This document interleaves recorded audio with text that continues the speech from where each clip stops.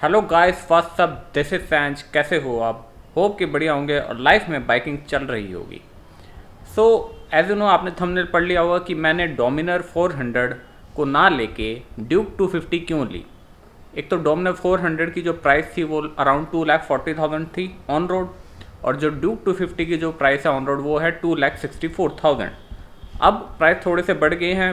तो सबसे बड़ा जो रीज़न था डोमिनर 400 ना लेने का, तो वो था बजाज का जो हमारा पानीपत का शोरूम है, जो उनकी सेल्स टीम का जो बिहेवियर था, वो एक सबसे बड़ा रीज़न है कि मैं डोमिनर 400 नहीं ली। बिकॉज जब भी हम कोई भी बाइक लेते हैं तो ऑब्वियस है 2-3 बाइक्स हमारे लिस्ट पे होती ही होती है। भी कौन सी बेस्ट 250 सीसी बाइक है, फिर हम ये भी देखते हैं भाई उसके मुकाबले हम और क्या ले सकते हैं। सो नो डाउट डोमिनर 400 मेरी लिस्ट में थी। मैं केटीएम के शोरूम पे जाने से पहले मैंने बजाज का शोरूम विज़िट करा, और जो अपना पानीपत का बजाज का शोरूम है वो काफ़ी बड़ा है, नो डाउट उनकी अच्छी खासी सेल्स है।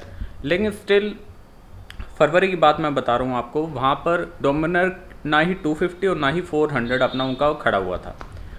सेकंड थिंग, उनके पास वहाँ उनका जो ब्रोशर होता है बाइक का वो भी नहीं था। जस्ट इमेजिन, फिर कोई सेल्स का बंदा आए भाई हमें एंटरटेन करे भाई कि उस बाइक में क्या है, उसका क्या प्राइस है, तो ऐसा भी कुछ नहीं था। मैं एटलीस्ट 10 मिनट्स का वेट करा, मैंने खुद इंतज़ाम करा कि भाई कोई बता दो डोमिनर 400 के बारे में कि क्या प्राइस है, क्या कुछ रहेगा। नथिंग, उन्होंने ऐसा कुछ नहीं बताया। फिर जैसे तैसे एक बंदा आया, उसने बताया, उसने सिर्फ प्राइस का बताया एंड ऑल दैट। मैंने फिर फाइनेंस के बारे में पूछी, और फाइनेंस के बारे में पूछे तो वो मेरे से पूछने लगे सर जी कितनी डाउन पेमेंट करोगे। तो मैंने बोला कि सर मैं 50,000 की डाउन पेमेंट करूँगा। एंड ये सुन के उनका क्या बिहेवियर था, कहते हैं नहीं सर जी 90,000 से कम नहीं लेंगे हम। सो ये देखो ये बिहेवियर था। अब जस्ट इमेजिन, जिस बाइक की कॉस्ट 2,40,000 है ऑन रोड, और केटीएम ड्यूक की जो प्राइस है वो 2,64,000। अब केटीएम वाले जो डाउन पेमेंट मांग रहे हैं वहाँ 47,000, और अगर 40 भी देता हूँ तो भी वो एडजस्ट कर सकते। लेकिन बजाज वालों को देखो कि 90,000 आप किसी सुपर बाइक की डाउन पेमेंट कर देते हैं ना, तो उसमें भी आपका चांस है कि रेस्ट ऑफ द जो अमाउंट है उस पर लोन होने की। 90,000, अरे TRK यार, बेनेली TRK मैंने उसको भी बुक करवाई थी। उनका बुकिंग अमाउंट 10,000 होता है, और मिनिमम से मिनिमम डाउन पेमेंट आप 60, 65 या 70, हाथ मार के 85,000 आप उनको डाउन पेमेंट कर सकते हो। बेनेली TRK के जो रेस्ट ऑफ द अमाउंट है उस पर अपना फाइनेंस हो जाती है। बट एक डोमिनर 400 इंडियन बाइक, उस पर 90,000 ये डाउन पेमेंट मांगते, वो भी ऐसे बिहेवियर के साथ कि कुछ आप बता नहीं रहे, सिर्फ आपको फाइनेंस की पड़ी है। सो ये रीज़न है कि मैं शोरूम से अपना चुपचाप आ गया। एक मेरे को इंसल्ट सी फील हुई। तो यस, अगर पानीपत से रिलेटेड कोई बंदा ये देख रहा है बजाज शोरूम का, यस आप अपनी सेल्स टीम पे थोड़ा सा ध्यान दीजिए। आपके पास चाहे नंबर ऑफ बाइक्स बिकती होंगी, नो डाउट अच्छी बात है, बट इतनी एक आपकी ड्यूटी बनती है कि कोई बाइक इन केस अगर नहीं भी खड़ी तो उसका ब्रोशर होना चाहिए आपके पास, और प्लीज़ कस्टमर के साथ थोड़ा सा अच्छे से बिहेव करें। बट वो ये है, अपने इंडिया में खासकर जिसकी चलती फिरती दुकान है तो वो थोड़ा बहुत अपना अक्कड़पन दिखाते हैं। उसी के साथ में ही अपना केटीएम पानीपत का शोरूम था। एंड यस जैसे ही केटीएम के शोरूम में एंटर हुआ, 2 RC 2 ड्यूक अपना खड़ी थी। सेल्स का बंदा आया, उसने सारा कुछ बताया, कंपैरिजन बताया, इवन ड्यूक 200 का और उससे भी अपर मॉडल्स का, RC का प्राइस का बताया। इवन जो चीज़ मेरे को केटीएम ड्यूक लेने से पहले नहीं पता थी, वो उन्होंने ये बताया कि इसके जो साइड पैनल्स हैं वो कार्बन फाइबर के बने हुए हैं। मैंने एक अपने वीलॉग में पहले ही बताया था। ये सुन के मैं काफ़ी सरप्राइज़ हो गया। उन्होंने सारा अपना आराम से बिना पूछे अपना फाइनेंस का बताया उन्होंने।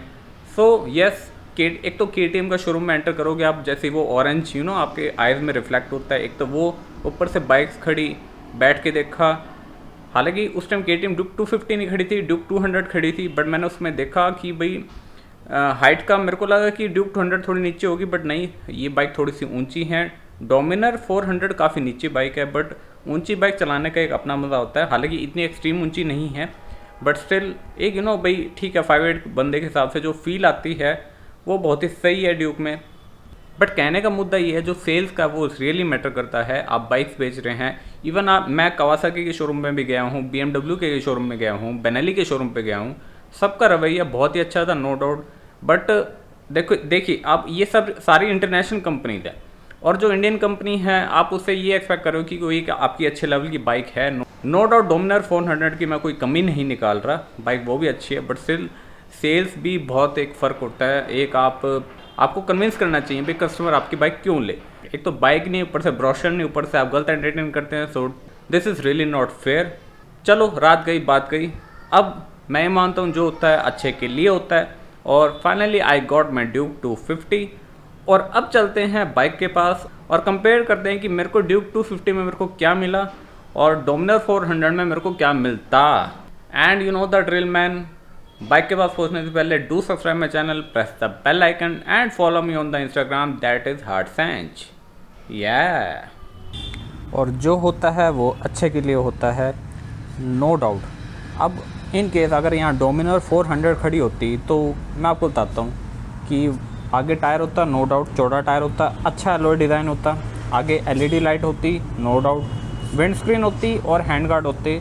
विंड स्क्रीन ट्रांसपेरेंट होती, हल्के से ब्राउन कलर की और स्मोकी शेड कह लीजिए, और वैसे ही हैंड गार्ड होते। May be hand guard plastic के हैं बट इतना चटकी आई कैंडी कलर नहीं होता, पहली बात। दूसरी बात, फ्रेम जो डोमिनर का है वो प्लेन सा है बिल्कुल, ठीक है। और यहाँ उनका 400 सीसी का इंजन, तो बस और रेडिएटर भी बहुत मुश्किल से नजर आता है बाइक का इंजन, दैट्स इट। मोनोशॉक भी छुपा सा है। फिर उसके बाद इससे थोड़ा सा चौड़ा टायर मिलता, अलॉय मिलती, कंफर्टेबल सीट मिलती लेकिन नीची होती, बस। उसके बाद दैट्स इट। मेरे को लगता है बहुत ही सिंपल डिज़ाइन जो कि इंडियन बाइक से एक्सपेक्ट कर सकते हैं, लेकिन ये जो बीस्ट लुक है, ये एक स्ट्रीट फाइटर लुक है, ये नहीं मिलती मेरे को। ठीक है, डोमिनर 400 फुली क्रूज़र बाइक है, आप उसको स्पोर्ट्स कैटेगरी में नहीं डाल सकते। इंजन बहुत ही पावरफुल है, नो डाउट। इसका 30 PS का पावर है और जो डोमिनर 400 की जो पावर है वो 40 PS की। आपको सस्ते में अच्छी पावर मिल रही है, नो डाउट, बहुत ही अच्छी बात है, लेकिन ऐसी लुक नहीं मिलती। लुक मैटर करती है। आप जब भी अपनी बाइक को देखते हैं एक ऐसे कलर के साथ देखते हैं तो डेफिनेटली बाइक अच्छी ही लगती है, और लुक तो मैटर करती है। सो यस, जो होता है वो अच्छे के लिए होता है। I am proud, I am lucky, I got the KTM Duke. देखो नो डाउट जो पहले वाली KTM ड्यूक्स होती थी BS4 या BS3 जिसका यहाँ पर हेलोजन लाइट्स होती थी, वो डिज़ाइन मेरे को बिल्कुल नहीं अच्छा लगता था, बिकॉज उनका जो रियर सेक्शन था उस ड्यूक का बहुत ही छोटी टेल लाइट थी, और आगे भी वो जो शेप थी हेडलाइट की वो मेरे को शुरू से पसंद नहीं आई। इंजन में खास चेंज नहीं हुआ, KTMs के फ्रेम में चेंज नहीं हुआ, बट येस ओवरऑल लुक्स में काफ़ी चेंज हो गया है। तो पहले की जो KTM थी मेरे को कोई पसंद नहीं आती थी, बट अब जो आ रही हैं ये वाली हेडलाइट वाली, इवन ड्यूक 200, जितनी भी सारी ड्यूक जो अपग्रेड हुई हैं 2022 में, सारी ही अच्छी हैं। और अभी ये बाइक की अगर बात ना करी जाए तो इससे जो नेक्स्ट लव है मेरा वो एडवेंचर 390 है, बट कभी लेंगे वो कोई बात नहीं, but right now I have this beast. So yes, I am totally satisfied with this machine. आपकी अगर अपनी कोई स्टोरी है बजाज शोरूम से रिलेटेड या किसी भी शोरूम से रिलेटेड, कोई किसी ने मिसबिहेव करा, so do comments and share. कभी हम भी कभी व्लॉग में बताएंगे कि भी हाँ उस शोरूम पे मत जाना या बचना ऐसे बंदों से। ये था आज का व्लॉग, मिलते हैं नेक्स्ट व्लॉग में related to the KTM। This is सैंज, राइड सेफ राइड हार्ड, अपना भी ध्यान रखें, अपनी बाइक का भी ध्यान रखें, अच्छे से चलाएं, प्यार से चलाएं, प्रोटेक्टिव गियर्स के साथ चलाएं, हेलमेट और ग्लव्स तो मस्ट है ही। And till then live your life man, live your life. या